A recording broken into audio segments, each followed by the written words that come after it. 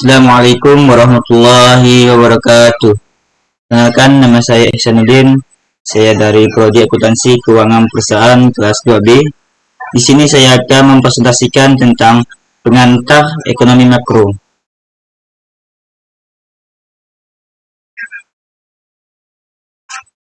Yang pertama ini adalah 3 masalah pokok.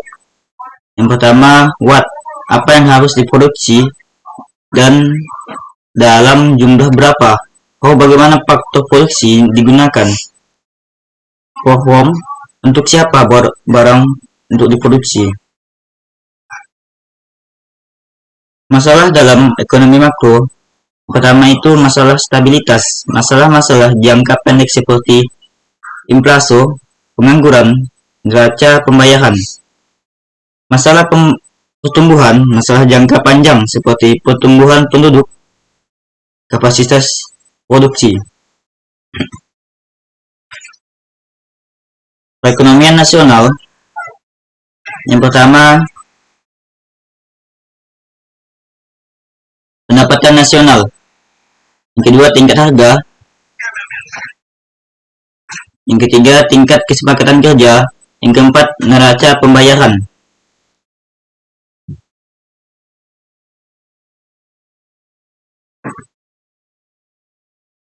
Empat sektor dalam perekonomian, yang pertama itu sektor keluarga, yang kedua sektor perusahaan, dan yang ketiga itu sektor pemerintahan, dan keempat sektor perdagangan.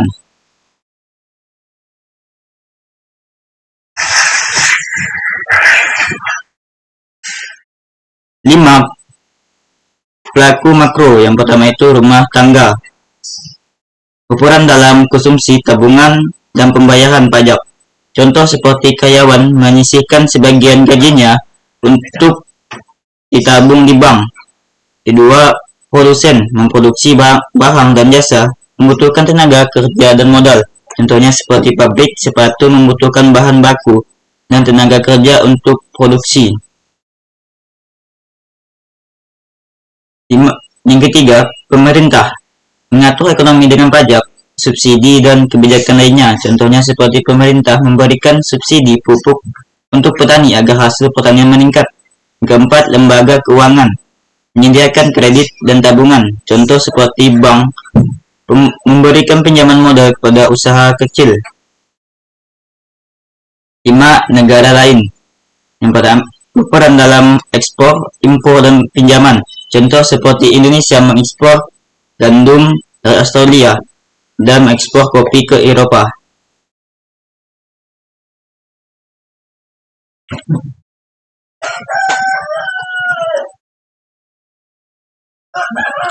Empat pasar. Yang pertama itu pasar barang, yang kedua pasar uang, ketiga pasar tenaga kerja, keempat pasar luar negeri.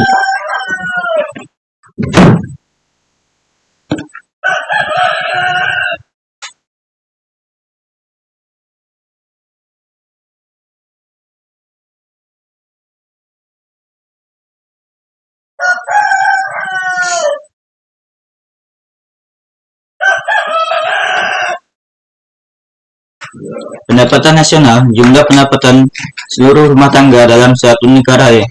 Contoh, jika pendapatan nasional naik, daya beli masyarakat juga meningkat.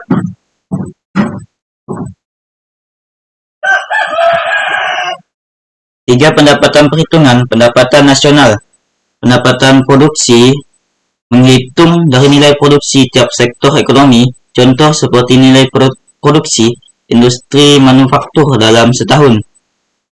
Pendekatan pendapatan menghitung dari balas jasa faktor produksi, contohnya seperti gaji pekerja, keuntungan perusahaan, dan bunga modal. Pendekatan pengeluaran menghitung dari konsumsi, investasi, dan ekspor impor, contoh belanja pemerintah untuk membangun jalan masuk dalam.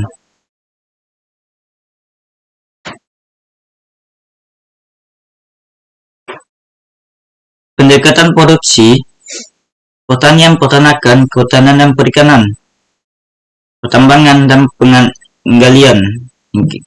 Yang ketiga, industri pengolahan. Yang keempat, listrik, gas, dan air bersih. Kelima, konstruksi. Keenam, perdagangan, hotel, dan restoran. 7. Pengakuan dan komunikasi. 8. Keuangan, real estate, dan komunikasi. 9. Jasa-jasa termasuk jasa pelayanan pemerintah. Pendekatan pendapatan merupakan jumlah jasa yang diterima oleh faktor produksi yang ikut serta dalam proses produksi di suatu negara dalam jangka waktu tertentu. Misalnya seperti upah dan gaji, sewa tanah, bunga, modal dan keuntungan. Semuanya sebelum dipotong pajak penghasilan dan pajak langsung lainnya. Pendekatan pengeluaran. Yang pertama itu pengeluaran konsumsi rumah tangga dan lembaga swasta nirlaba. Kedua, pengeluaran konsumsi pemerintah. Ketiga, pembentukan modal tetap domestik bruto. 4. Perubahan investori. 5. Ekspor neto atau ekspor impor. Indikator ekonomi turunan PDB. Produk nasional bruto PDB ditambah dengan pendapatan neto dari luar negeri. 2. Produksi nasional neto atas dasar harga pasar PDB dikurangi dengan seluruh penyusutan atas barang. Produk nasional neto atas dasar biaya faktor produksi. Produksi nasional neto atas dasar harga pasar dikurangi dengan pajak tidak langsung neto. Yang keempat, angka per kapital, ukuran-ukuran indikator ekonomi sebagaimana diuraikan di atas di bagian dengan jumlah penduduk pertengahan tahun. Manfaat perhitungan nasional. Yang pertama itu mengetahui struktur ekonomi, kedua mengetahui perkembangan ekonomi, ketiga membandingkan perekonomian atas wilayah negara, yang keempat dasar pengambilan kebijakan.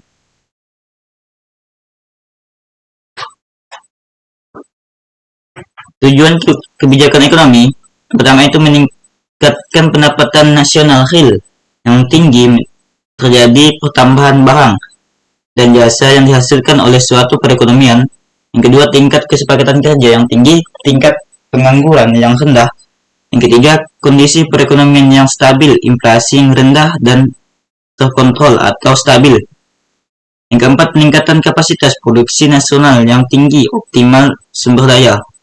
Yang kelima, distribusi pendapatan yang merata, keadilan dan mengurangi pemborosan. Yang keenam, neraca pembayaran berimbang. Baiklah, terima kasih. Itulah penjelasan dari saya. Baiklah, sekian dari saya. Wabillahi taufiq wal hidayah. Wassalamualaikum warahmatullahi wabarakatuh.